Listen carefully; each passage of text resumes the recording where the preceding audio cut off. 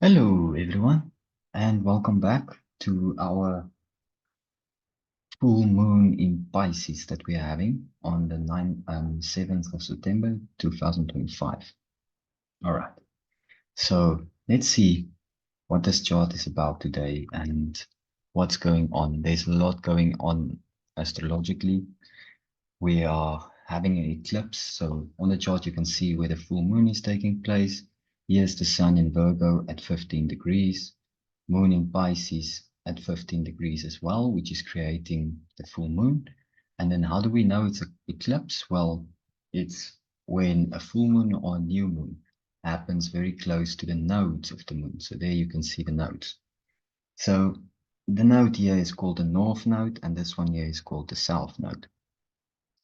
So eclipses, this eclipse is going to be a lunar eclipse, and that's because the Earth, which is represented by the middle of the chart here, is right between the sun and the moon.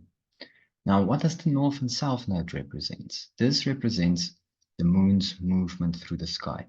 The easiest to explain is we're going to play around on paint. All right. So if we look up at the sky, we're basically going to see a lot of stars and this, we can call it a path. This path is determined by the sun. All right, so the sun travels through its journey on the 21st of March, the spring equinox. The sun is sitting basically right in the middle of this track. From there, it will journey its way. Okay, let's go this way maybe. It will journey its way towards summer and then go back to the autumn equinox, go back, it hits winter, and then it comes all the way back. And that's basically what a year represents as well. All right, so this 21st of March,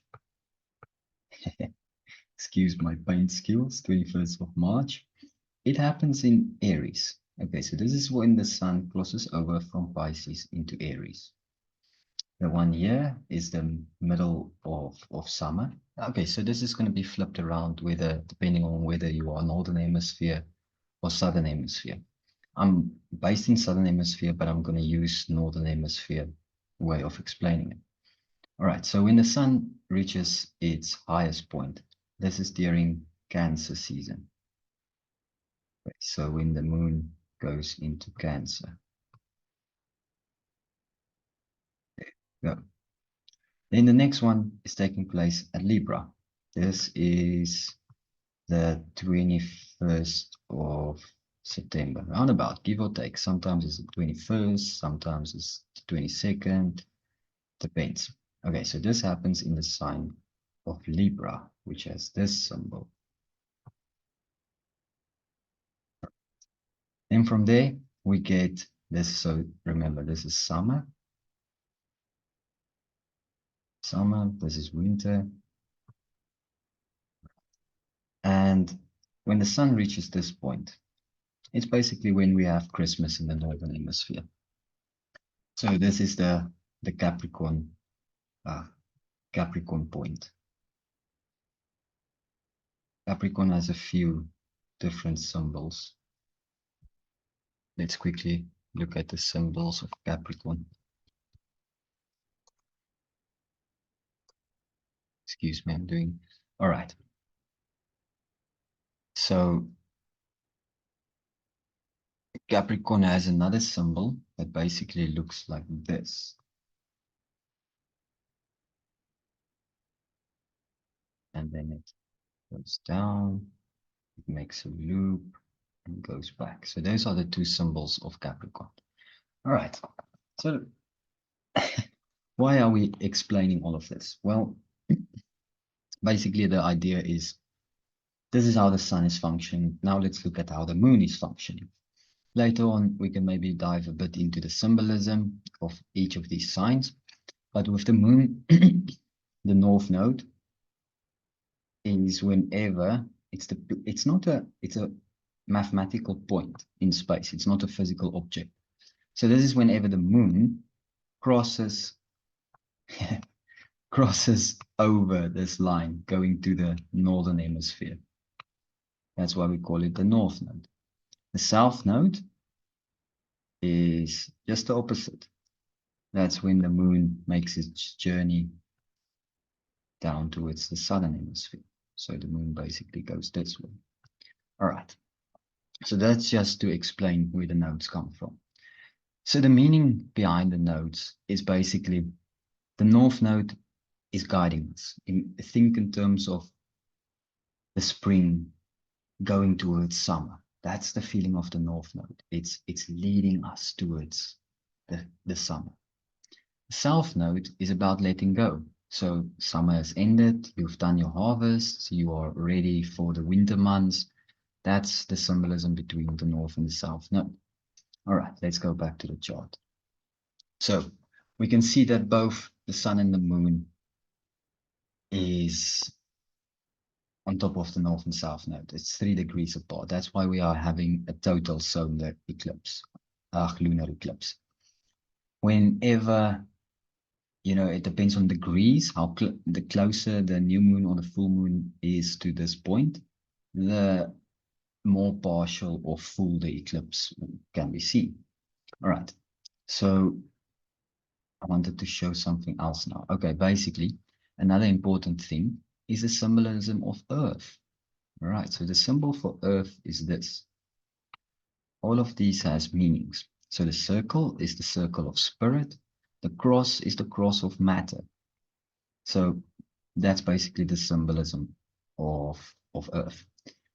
So whenever we look at astrology, you will see all of these symbols: Mars, Mercury, Venus, Jupiter. All of them is made up of 3 parts. It's a circle, a cross, and you can call it a crescent, maybe a curved line.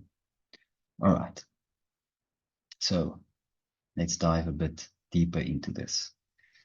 First, I'm going to go back here. We're going to explore the symbolism of Pisces. Let's open it. Okay. So the symbol for Pisces is basically this. An opposite of Pisces is Virgo. Virgo is an M and then a curly thingy that goes back. All right. So let's start with Pisces first. Pisces, I want to show you in the stars as well.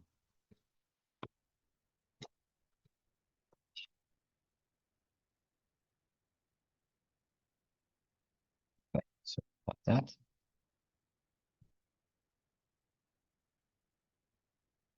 Let's go to images.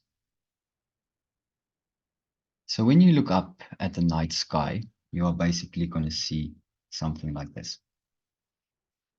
It's 2 fishes whose tails are connected. One fish is swimming one side, the other fish is swimming towards the other side. All right. So in order to understand Pisces, we need to look at the houses. So these blocks here are represented by the houses. You'll see 1, 2, 3, 4. These are basically stationary points. They never move. The zodiac moves around this. So we can see the zodiac as when we are looking up, and the houses are fixed on Earth, which we are standing upon. All right. So think in terms of, I'm going to rewind this back. Let's open a new file here, just so we can play around with it. Okay. All right. So let's go to sunrise. There we are about sunrise. So see what happens. The sun rises. I'm going to move it on by the minute. The sun rises into the 12th house. All right. So that helps us to explain the symbolism of Pisces. Pisces is the 2 fish. So on the one side, you spend your evening in sleep. You've been sleeping. You've been connecting to the dream states, the dream realms. You are in a different world. You can say your subconscious. There's many terms to use to describe this realm. Then as you wake up, as the sun is rising, you are rising into the physical material world. All right, let's explore this a bit further. So as the, sorry, but where did we go now? All right, so as the sun rises higher in the sky, it eventually goes into the 11th house. The 11th house has to do with Aquarius. So now we are only looking at the houses. We are not taking into account the signs that they are in. All right. So if you think in terms of Aquarius, the 11th house, it's 7:45. You're probably going to work. You're going to meet with Aquarius, your community. You know, think of those first 2 hours. All of these houses can be divided into 2 hours. So Pisces starts when the sun rises till 2 hours later, almost 8 o'clock. So these things are not fixed. They are changeable depending on seasons as well. That's why, all right, that's another topic we can dive into a bit later. All right, so the sun then moves into Aquarius. You get to your work, you start, communicating and sharing and whatever. Then as the time moves on, the sun moves into the house of Capricorn, the 10th house. So Capricorn has a lot to do with work. So say from 10 to 12, you are really you are working, you are Capricorning. All right. Then the time moves on. It's 12 o'clock. The sun reaches it's called the IC and midheaven. IC is right below, midheaven is right above.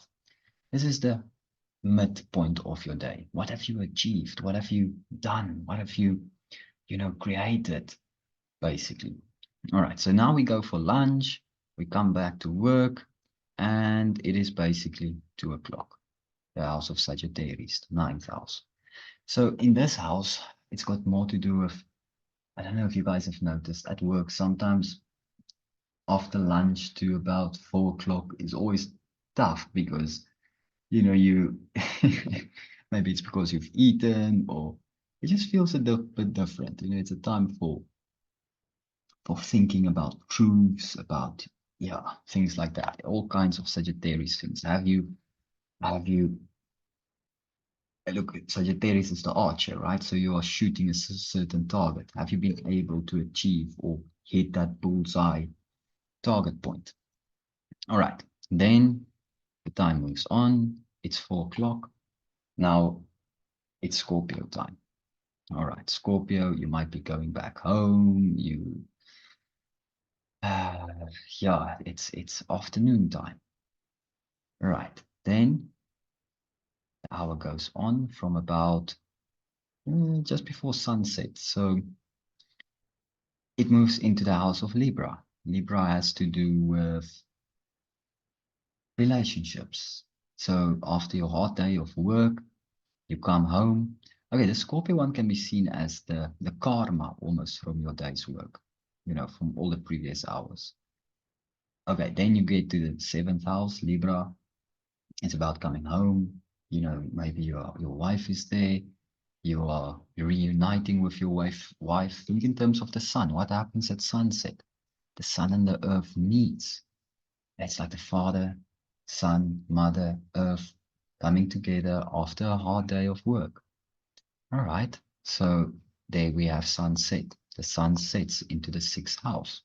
So the 6th house has to do with Virgo, right? So now, what do we do? After we get home, we've had maybe a coffee with our wife, we've watched the sunset. All right, now it's time to make food to nourish the physical body. Virgo, the symbolism of Virgo is, let me show you that. So let's put in here Virgo. Let's see, check this. Images, right? So Virgo is basically, well, these are all modified ones. She's holding weed in her one hand. Let's see if we can find that. Virgo, let's say symbol. No, not that weed. Shit.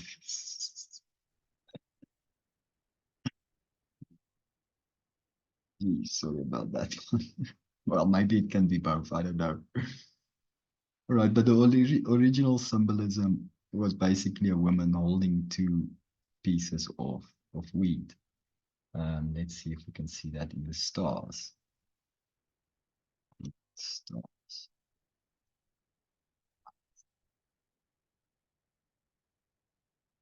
So basically it shows it kind of there. There you can see what the stars are like. And Virgo, it's interesting with Virgo. It's the biggest. We are in Virgo season after all, so it's good to talk a bit about Virgo. Virgo is the biggest, what we call constellation in the night sky. All right, so you will be able to identify Virgo with two very bright stars if you go outside. There's one there and one bit further up. All right. So, like I said, Virgo is about coming home. We are making food. We are eating. Yeah. All right. Then the hour moves on. We get to the hour of Leo. Leo, now you are the king. You are the king in your house. You've eaten. Imagine the lions after they've eaten, they all just relax under the tree, all of them together. That's the idea. All right. Now we move on. We get into the fourth house, which is Cancer. Now, I think in terms of Cancer, it's that moment where you probably go climb into bed, you pull the covers over, think of a crab going into its shell. You are preparing for what? For Gemini. All right, let's move the hour on. Now we are in the Gemini house, the third house. So this has to do with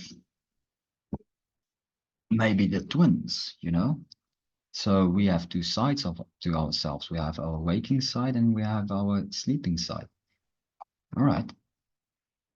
Then from there, we move into the hour of Taurus. Now that's one I still I'm still figuring out how is Taurus connected there. Maybe you guys can help me on that one. This is probably like the deepest sleep. You know, Taurus is it's an earth sign. It's very solid. It's some people might say stubborn, but it's very strong. So that's when you are deepest in your sleep. All right, then the hour moves on. We get into the first house, which is the house of Aries. And as you can see, I just want to draw Aries here. The symbol for Aries is basically this. Right, so it's a sunrise. Imagine you are sitting outside just before sunrise. It looks like it's rising out of the darkness. All right, so that's why Aries is connected to spring as well. Like we said earlier, springtime, the sun is coming out, going up towards the summer. That's when all of the new flowers come out, all of those kind of things. All right, so I just wanted to take you through the houses because I thought going through this might help us to understand what Pisces and Virgo is about. Right, let's go back to the chart. So this is the chart for the full moon eclipse tonight. All right, so let's start with the sun in Virgo. Let's dive into Virgo a little bit deeper. So Virgo, it's interesting. I had this realization that, Leo, which is the king of the zodiac, is surrounded by, on the one side, by Cancer, which is the queen of the zodiac. Why? Because the sun rules Leo and the moon rules Cancer. All right. And then on the other side of Leo, you've got Virgo, the priestess. So the sun is surrounded by two feminine archetypes. On the one hand, you've got Cancer, the queen archetype, queen that's really taking care of her people, that makes sure they are safe when they are sleeping. And you've got Virgo on the other side, which is the priestess, which understands when is the time to plant, when is the time to harvest, how to grow crops, how to make sure that everyone has got wheat. All right. Then with Virgo, let's quickly take a look at that symbol. So the symbol for Virgo is basically, it looks like an M and then it comes back. Right, so you plant the seed, it grows up, it starts flowering, it produces fruit, and then it dies. And when it is completely died, you can either use it to get more seeds or turn it into bread or turn it into beer, anything like that. I say beer because, the priestesses in the olden days, they were the ones that was planting the wheat, wheat, and they would know when it's ready to harvest. They would go out, they would harvest it, bring it back to the temples, and then they will prepare certain brews. Yeah. All right. So when we look at Virgo, the ruler of Virgo is Mercury. So Mercury loves to be in Virgo, which during this full moon we can see Mercury is currently in Virgo, which makes it very powerful because if you think of the signs, you can think of a big castle with 12 rooms in it. Leo is the king's hall, where if the king, the sun, is in Leo, the king is sitting on the throne. Virgo, you can be seen as the temple. Libra is the courtroom where justice is taking place. Scorpio is the house of the shaman. Sagittarius is the house of the philosopher. Capricorn is the house of the wise woman. That's another thing. I'm jumping around a bit now, but a lot of the signs have been misrepresented in the last few thousand years. And Capricorn, well, basically all of them in the end of the day. But what happened to Capricorn was that we started seeing Capricorn as a patriarchal sign, where in actuality, Capricorn is earth, Cancer is water. So both of those are feminine signs. So in the olden days, Capricorn used to be represented by the circle of grandmothers, the wise ones coming together to make decisions to support Leo, the king. All right. Aquarius can be seen as the house of the inventor, or Aquarius is very electrical, and we'll get to Aquarius a bit more because Pluto is there in retrograde, and I think in about a few, it's we might double check this, but I think Pluto's retrograde might come to an end soon, and Uranus just went into retrograde, so both of them are at 1 degree. All right, Pisces, you can see that as the house of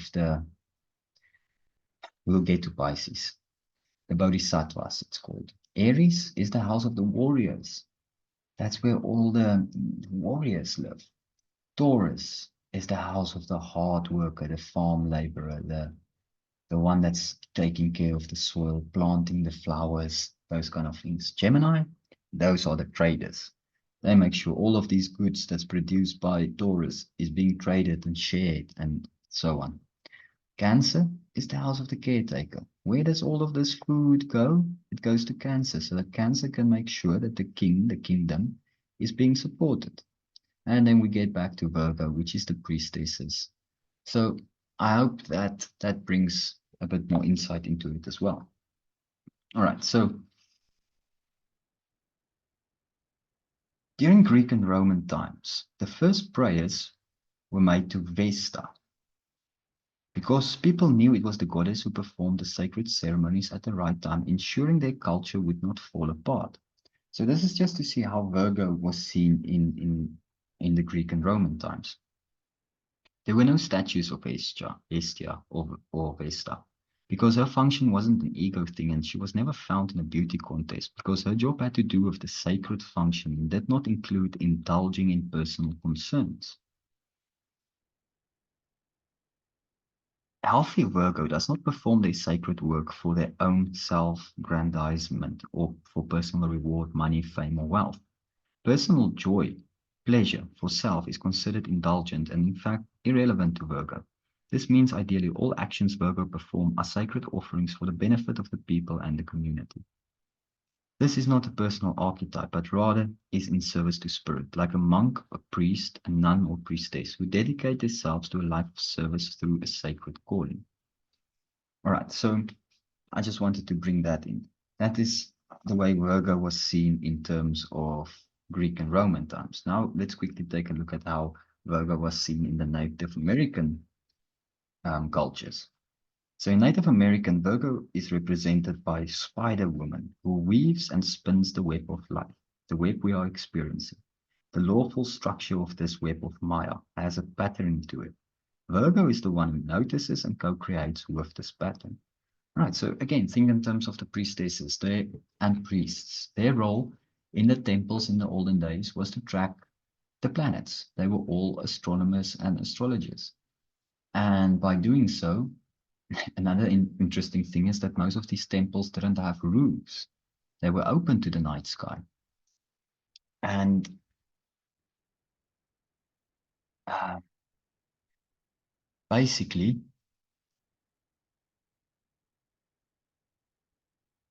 if you can read the stars, you can read what you you can read the energy. It's almost like weather prediction. If the stars shows you what's the weather, the cosmic weather like. Um,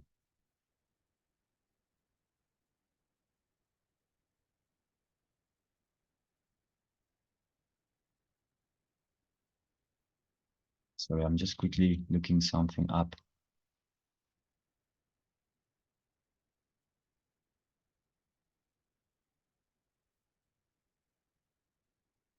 Getting that verse now. There's a verse in Genesis where God says He created the stars and the lights as to show us times, and that's basically what Virgo is. I can look up that verse a bit later if you want the exact one. All right. So let's continue.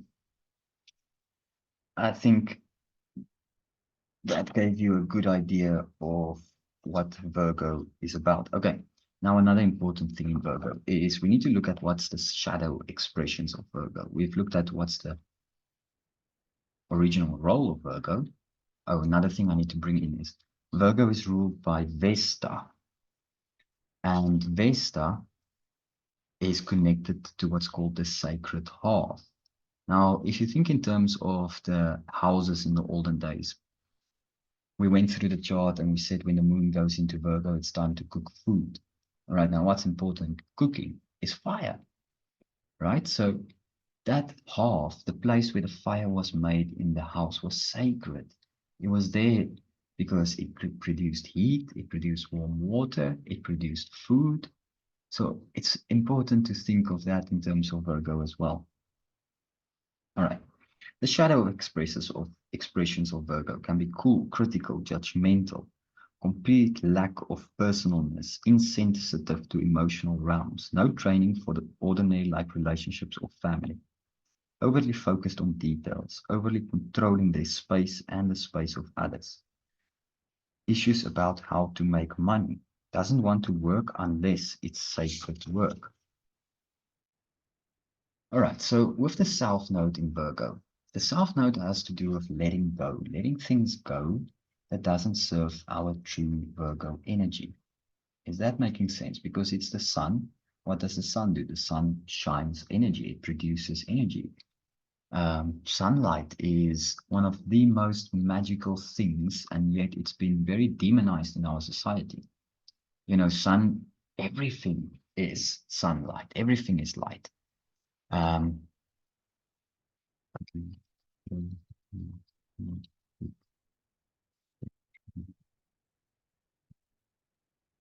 There's something called the electromagnetic spectrum. I think a lot of folks have heard of this basically.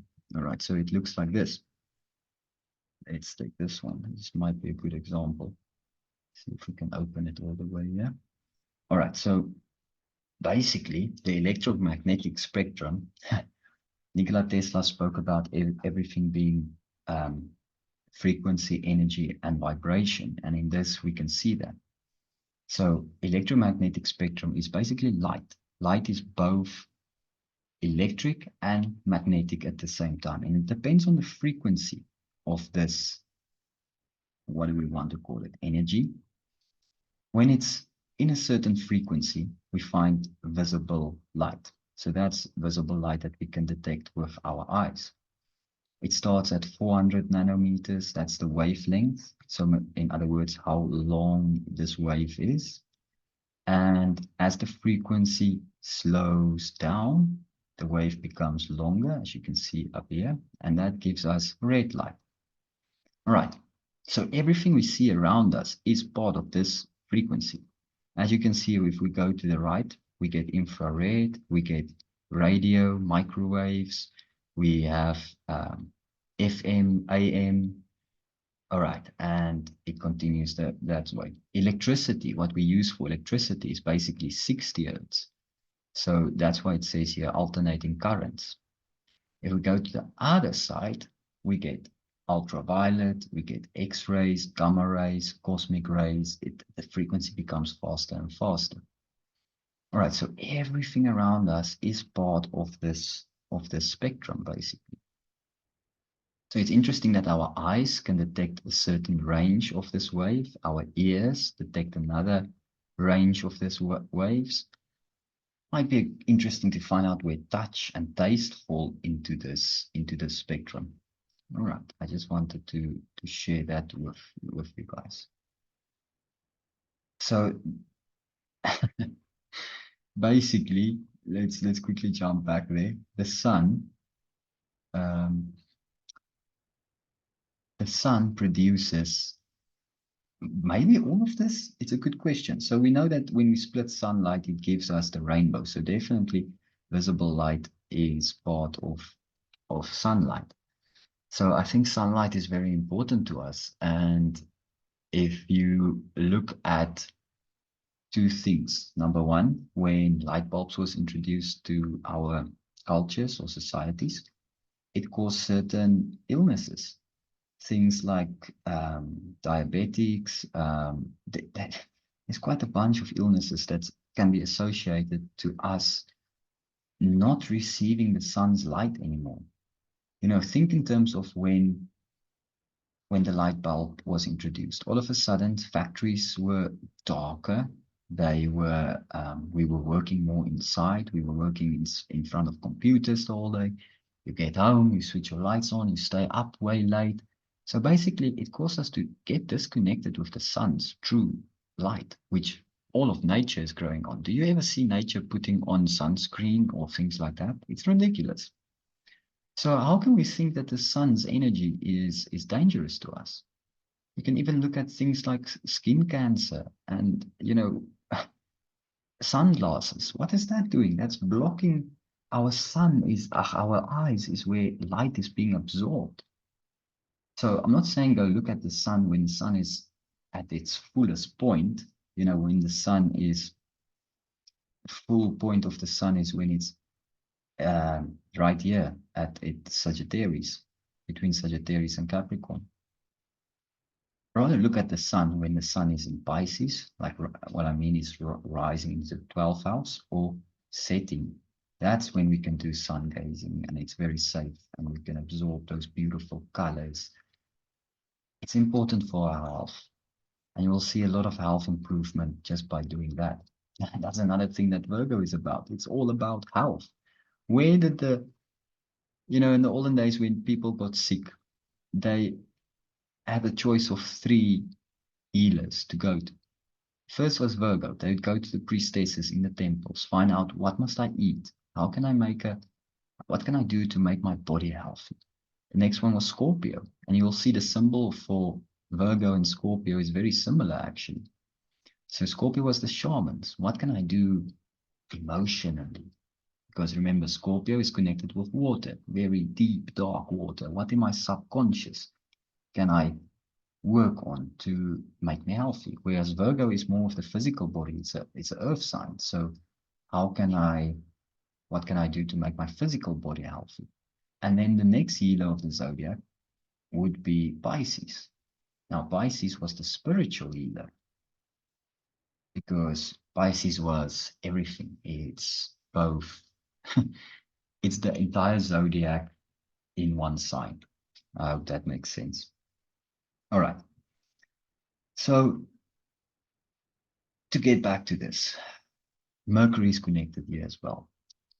So it means what in our minds, because remember, our minds are projecting energy the whole time as well. Each thought we have is part of this electromagnetic spectrum. Why do I say that? Well, because when you think something, there's electrical circuits or your neural pathways They work on electricity. A lot of, yeah, I'm trying to simplify this. I guess it's more complicated, but our entire nervous system works on electrical signals as well. So whenever you have an electrical signal, there's going to be a magnetic field surrounding this thought. So what thoughts that send out energy do we need to let go of, South Node in Virgo, in order to heal our bodies, become more healthy, become more connected to the rhythms? So another thing I came across recently was the I Ching. And it's such an interesting system to use for divination or for figuring things out. When I say figuring things out, I mean how to connect with your higher self, God. So the I Ching, I'm just going to show you a picture here. There's 46 of these symbols in the I Ching. I hope you can see it. They are all constructed of 6 lines. So basically, the top represents the natural laws that we find in the sky. In other words, astrology, right? That's the natural, we can see that just by looking up. Then we have natural laws that is about the earth. And we are in between. All right, so I just thought that I still need to delve into that a bit more. All right, so we've basically quickly looked at the sun in Virgo conjunct the South Node. Let's go to the opposite side. Pisces, the moon, and the North Node. The North Node is where we are aiming towards. What's guiding us? And we've been in the Piscean age basically for the last 2,000 years. Now, let's go take a look at Pisces in a bit deeper. We can first start with the symbol, and I showed you guys the image of, how do I put this? If you look up at the night sky, how to identify Pisces. So it's 2 fish swimming in 2 different directions. We looked at it in terms of the 12th house, where it can represent the sleep state and the waking state. It can represent our earthly life and divine life. All of these things are part of Pisces. And how do you access these states? Well, you access it by meditation, by drumming, by dancing. There's a lot of ways to access this Piscean energy. I think a lot of addictions stem from our lack to this state. You know what happens if we drink a lot, or we go into these other states of consciousness? But there's healthier ways to do that than through alcoholism and those things. So a negative side of Pisces is addictions. It's bypassing things. All right. So Pisces can be seen as the visionary or the dreamer. It's also a sign that's in service to spirit. And if we think in terms of the best example of Pisces would be either Jesus or what's called the Bodhisattva. So the Bodhisattva is, you can think in terms of Buddha. It's someone that becomes enlightened, that's so connected to the divine, that understands that our bodies are the temple of God and how to connect to this God within us. You know, does God dwell within your temple? That's maybe a good question to ask during this eclipse. And that's what true spirituality is about. It's about our own connection to source. So what in terms of our mind and our energy in Virgo, our daily habits and routines, is preventing us from truly connecting to source? Isn't that what Jesus came to teach us in the end of the day is? And whenever I think of Jesus and his teachings, most of all of his teachings happened outdoors. I think you can correct me if I'm wrong, but there's 2 cases where Jesus went into the temples. One was when he was 12 years old, when he went in there and he was teaching in the temple. And the second time was when he returned after, there's a part of Jesus' life missing in scriptures. But when he returned, he went into the temple with a whip and he basically chased all of the money makers out of the temple to say that this is not a place where money is to be made. It's a place where people need to be taught what real abundance and wealth is. It's not to do with money, it's to do with your spiritual connection. Now, I think this is very important because if we look at Saturn, Saturn just is in retrograde, and in the last week it basically went back into Pisces after it had a brief stay in Aries. Saturn has to do with our reality. If we look at the symbolism of Saturn, let's go draw it. So here we have Saturn. It's a straight line with a curve and a cross at the top. So when we look at these symbolisms, we must look at what's on top of the thing. So the cross of matter is on the top, and that leads to the curve, which is spirit. All right, so Saturn is about the physical reality, the heart reality, the boundaries. Think in terms of your skin. Your skin, Saturn represents your skin. Your skin is what is the boundary between your spirit inside and this outside world, which this outside world, which we are basically experiencing through this electromagnetic spectrum, which interacts with all of our senses, you know. So our experience is basically this little bit which we see, this little bit which we hear, and then, like I said before, I still need to figure out where taste and touch and those things fall into the spectrum. But then we also have our sixth sense, which takes us even into the higher frequencies. All right. So with Saturn moving back into Pisces, and it's only going to do this retrograde one more time. We can maybe quickly take a look. I'm not sure when it's coming back out, but you can always check that out. All right, so Saturn is going to stay in Pisces for, let's say, 2-3 months. I'm not exactly sure. But what this represents to me is that we kind of had this new beginning in terms of our reality, our outside world. And it, with Saturn going back into Pisces, we are getting a chance to basically make sure that our lives are built on spiritual laws, our lives are built on a solid foundation. You know, the foundation of Pisces. Pisces is the end of the zodiac. Aries is the start of the zodiac. So if you build your life on a solid foundation, Pisces, which contains the whole of the zodiac, oh my goodness, how powerful.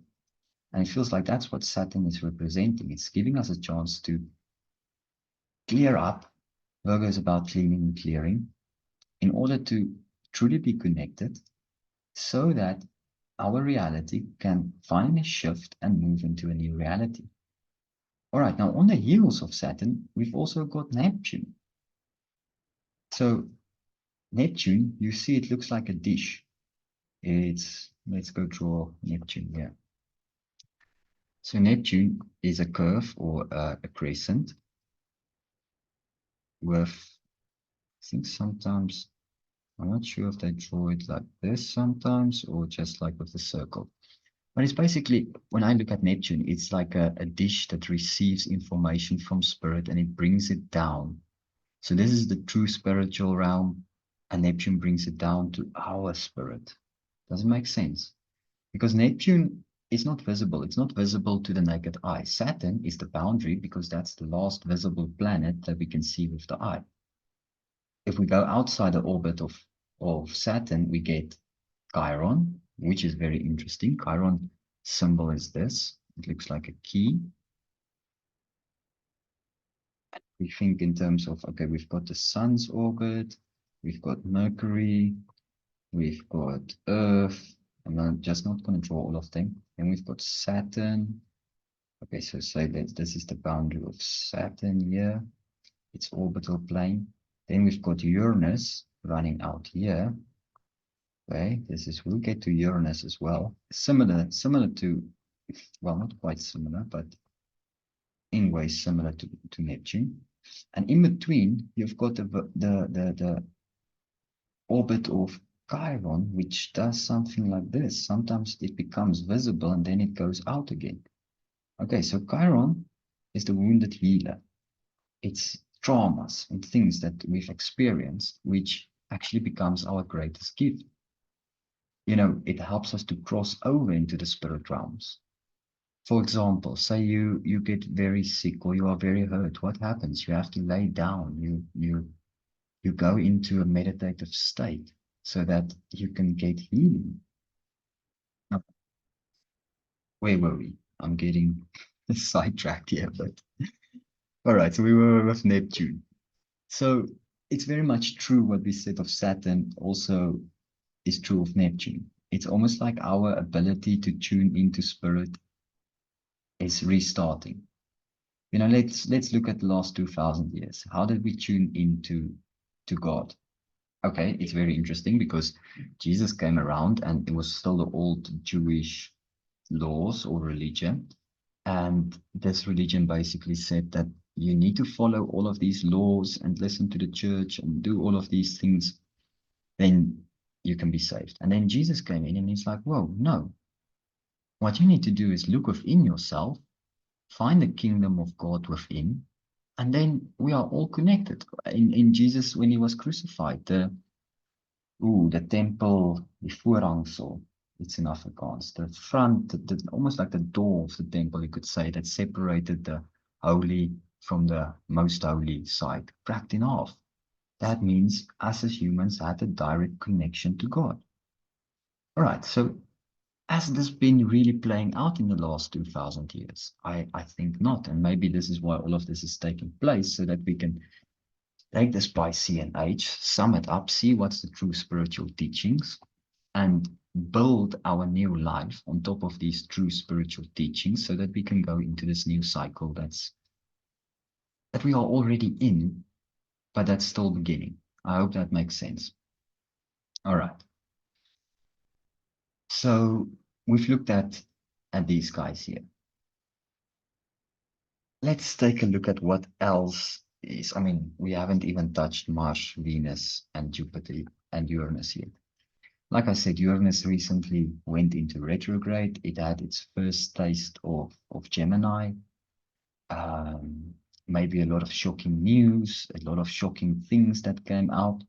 All right, now Uranus is going to retrograde back into Taurus. Taurus being more like our physical, like physical Earth, our physical world. So it's going to bring a lot of changes when Uranus goes into Taurus. Expect a lot of changes. All right. But all of them are working together, all of these outer planets working together to truly bring us into this new age of Saturn and Neptune on the edge between Pisces and Aries. Dawn, like we said, the symbol of Aries looks like the sunrise of a new age. What age? The age of Aquarius. All right. Now let's take a quick look at Jupiter. He's hiding here at the bottom in Cancer.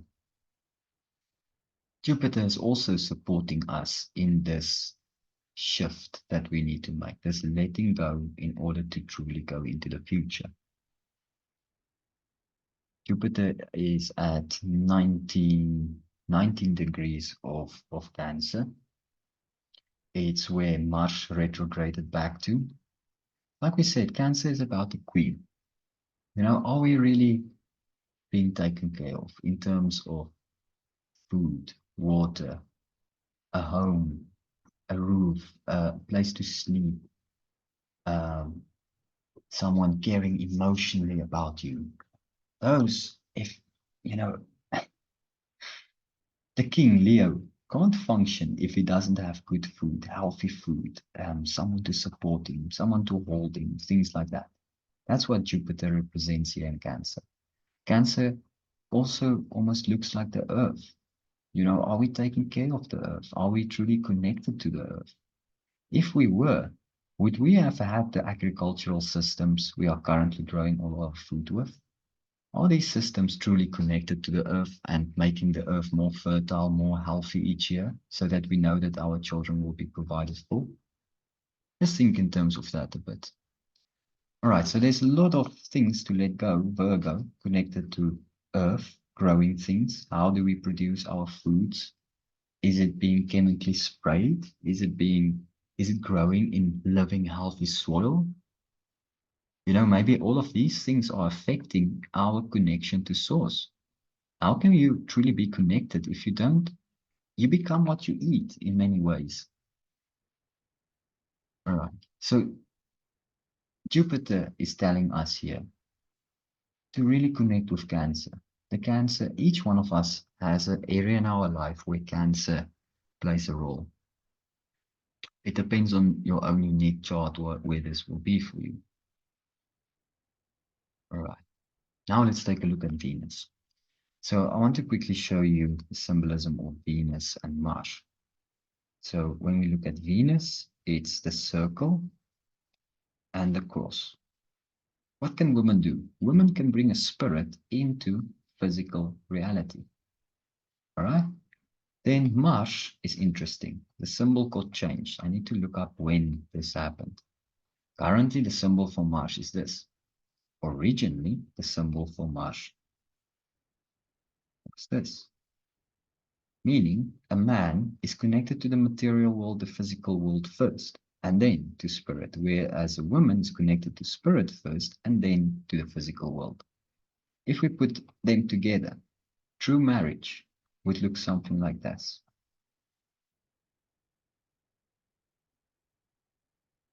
There we go. When you combine Mars and Venus, the original symbol of Mars, when you combine them, when you get married, this is what it represents if you combine these two. Right? I just always found that symbolism very interesting, and it's strange how Mars got changed.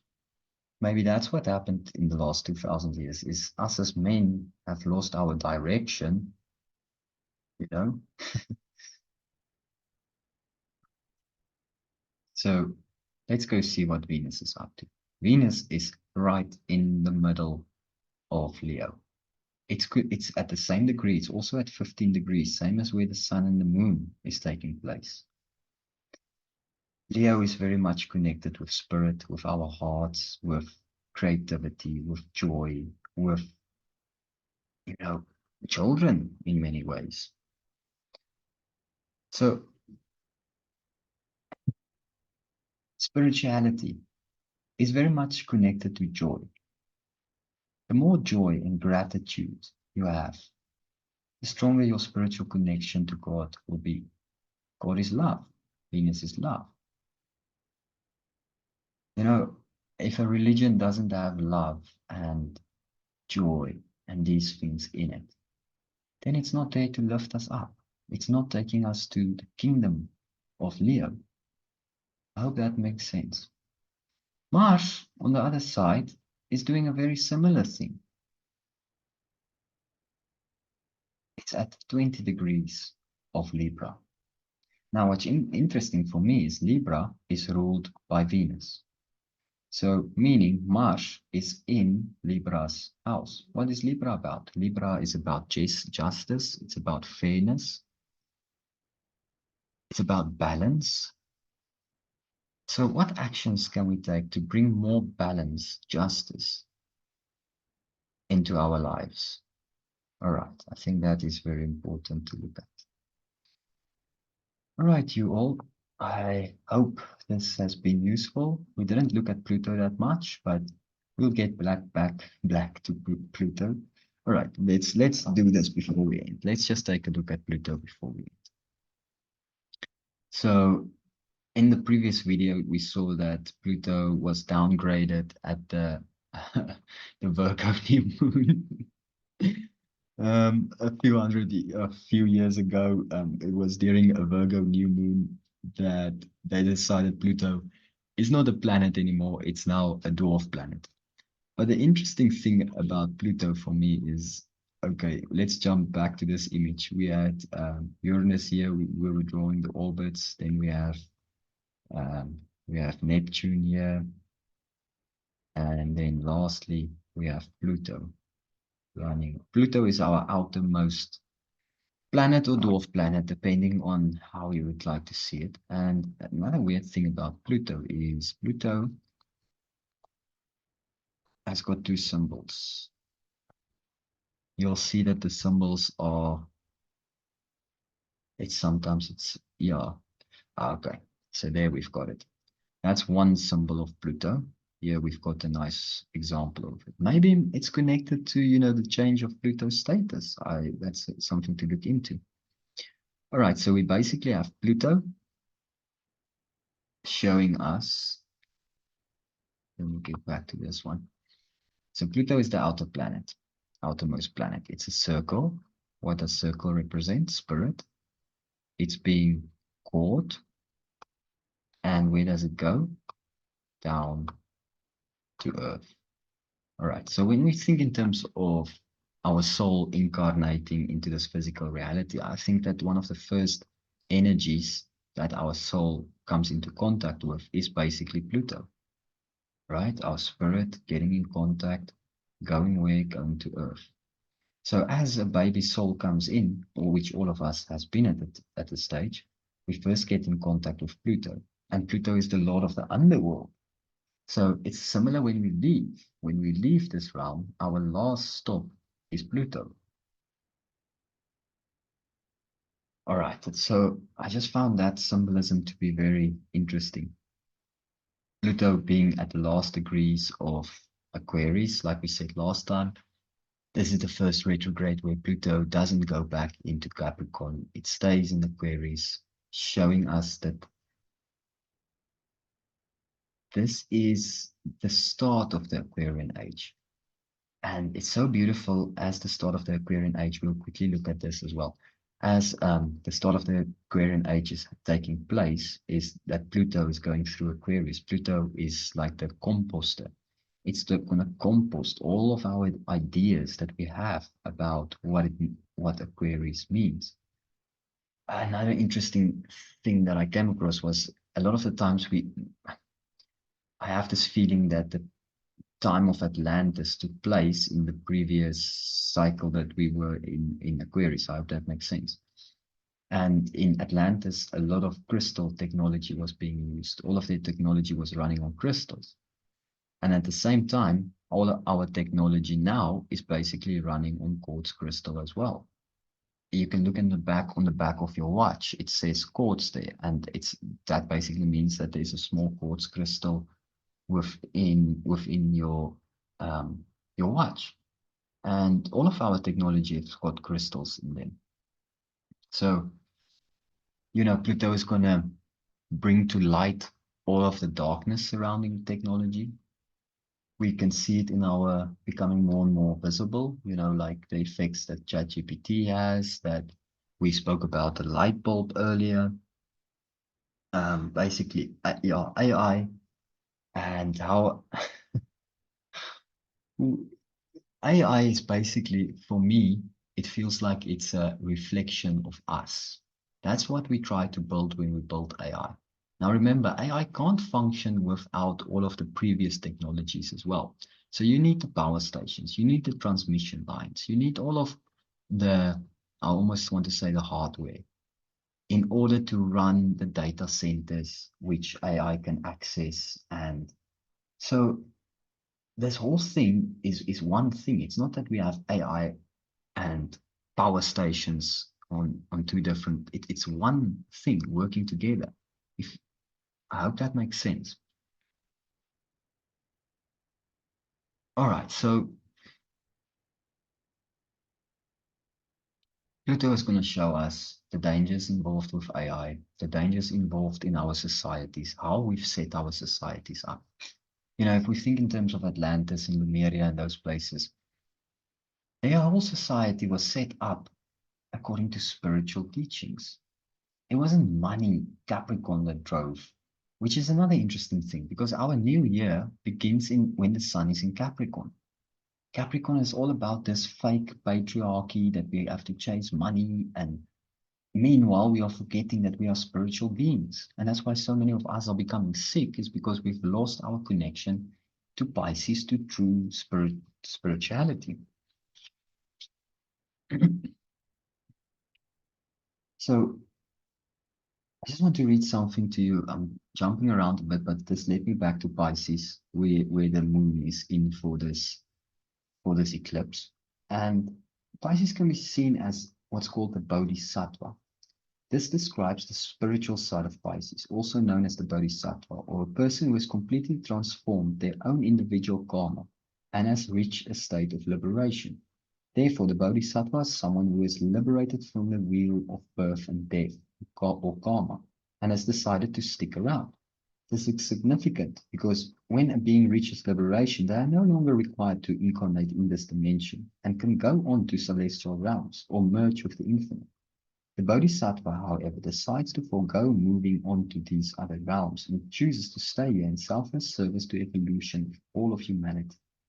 Another way to view this is to understand that this is someone who is simply making available to the world what they do best as a way to be in service and support of humanity's evolution. So I find that very interesting because that's basically what Jesus did. Jesus came down, he showed us death is not the end, death is actually the beginning. You know, he was crucified in one of the most horrible ways possible to make sure that everyone saw he was dead. And what happened? He came back to life. Oh, that's one hell of a miracle. And what did Jesus say? That we will one day be able to do what he did and much more. So I've got one. Okay, another thing that came up was if you look at the Gospels and the times that people ask Jesus what is important, Jesus said that the Ten Commandments are important. Like they are true. That's the physical laws of how Earth operates. But there's two more. Firstly, that you must love God, and secondly, that you must love your neighbor like yourself. All right, and with those two, if you love God, you love yourself, you're going to love everyone around you. That's what it's all about. But first, you must be connected to this love of God, Pisces, what the Bodhisattva thing is about. And even Buddha did a very similar thing. You know, all of these people, whether you look at Jesus or Buddha, or all of them, they at some point in their life, they had to go into the desert or go somewhere where they were able to spend time to look within themselves in order to connect to true source. All right. I hope that makes sense. And I think this is a lot what this full moon is about. It's showing us how are we connecting to spirit? What do we need to change in our energy and minds? How are we taking care of each other? Or how we take care of ourselves? Coming to those two laws of loving God and loving yourself. I think it's strange that there's only 10 commandments. I think there must actually be 12, and the 12 commandments are given in Genesis, in the beginning of Genesis, before the 10 commandments. God gives the first two, and it says, I'm paraphrasing, but basically it comes to number one, fill the earth, make children, you know. Number two, take care of the earth. Because what are the children going to eat if you don't take care of the earth? Those are the first two laws, and then the rest of the 10 comes in. So it feels to me that there's actually 12 laws. And you can see it. You've got 5 laws on the one hand, 5 laws on the other hand, meaning fingers, and you've got one hand. That gives you 12. All right. I think let us wrap it up there. I hope this was insightful to you. And if anyone is looking for personal readings to see how this current energy we are in is influencing your own chart, look, for everyone, this is going to be different. What I'm sharing is how this energy is affecting my own blueprint, my chart, and that's my viewpoint of this. For each person, it's going to play out differently. I wish you all the best and have a lovely full moon lunar eclipse. Please go outside and look at the moon if it's possible. Enjoy your evening.